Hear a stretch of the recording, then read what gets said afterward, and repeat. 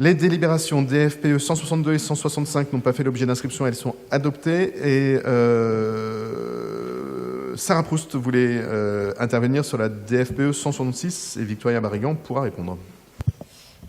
Merci Monsieur le maire. Oui, une intervention courte au sujet de cette délibération. On le voit depuis quelques années, la société commence à se réveiller sur les violences faites à l'égard des enfants. D'ailleurs, depuis 2019, nous qui sommes élus savons que nous prononçons un nouvel article, enfin un nouvel alinéa dans l'article 371-1 au moment des mariages, puisque l'on précise que l'éducation, l'autorité parentale s'exerce sans violence physique ou psychologique, ce qui a été une grande nouveauté ces dernières années, d'intégrer cette question-là au cœur de l'engagement de l'autorité parentale.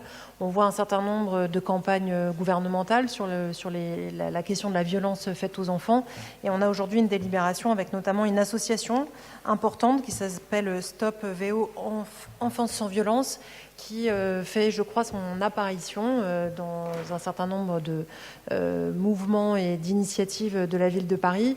Et on sait que c'est vraiment aussi à l'échelle micro-locale et dans l'ensemble des organisations dans lesquelles on peut agir qu'il faut agir sur ces sujets-là.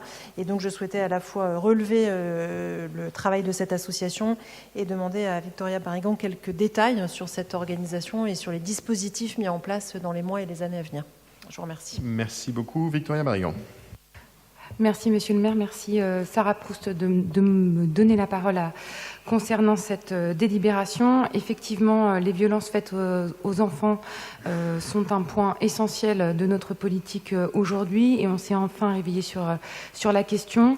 Nous sommes fin novembre. Le 20 novembre, nous avons célébré le 20e anniversaire de la Convention internationale des droits de l'enfant, qui a permis de faire reconnaître au niveau international que l'enfant n'était pas seulement un objet de droit, mais un sujet de droit. Il faut savoir aujourd'hui qu'un enfant meurt tous les 5 jours en France sous les coups de ses parents. Et dans 75% des cas, il s'agit d'une punition qui a mal tourné. Donc l'enjeu des violences éducatives ordinaires et de la prévention et de la formation à ce niveau-là est essentiel, puisque la ligne de flottaison sur ce qui est accepté vis-à-vis des enfants doit bouger et doit être absolument rabaissée. Les chiffres sont quand même alarmants. Aujourd'hui, au sein du 18e arrondissement, il nous a semblé essentiel, notamment aussi avec Sarah, que je tiens à saluer, et sous l'égide de Dominique Versini au niveau parisien, de travailler et de développer cet enjeu de formation et de prévention. On l'a particulièrement développé au niveau de la petite enfance, puisqu'on a réussi à organiser 4 conférences dans des crèches, des établissements tant municipaux que associatifs,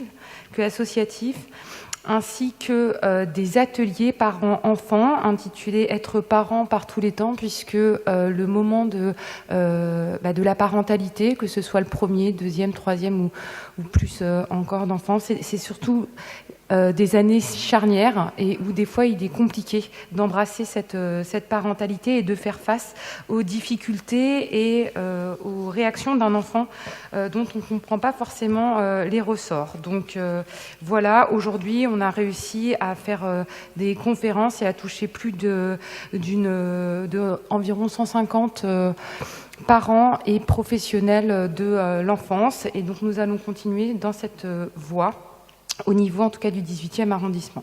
Je vous remercie. Merci beaucoup pour ces précisions et surtout pour cette action très importante pour lutter contre les violences éducatives ordinaires dont on connaît les conséquences sur les adultes aussi. Donc je vais mettre au voie la DFPE 166 qui est pour unanimité, elle est adoptée, je vous en remercie. Les délibérations DFPE 184 et la DLH 449 qui concernent l'association L'Araignée Gentille n'ayant pas fait l'objet d'inscription, elles sont adoptées, je vous en remercie.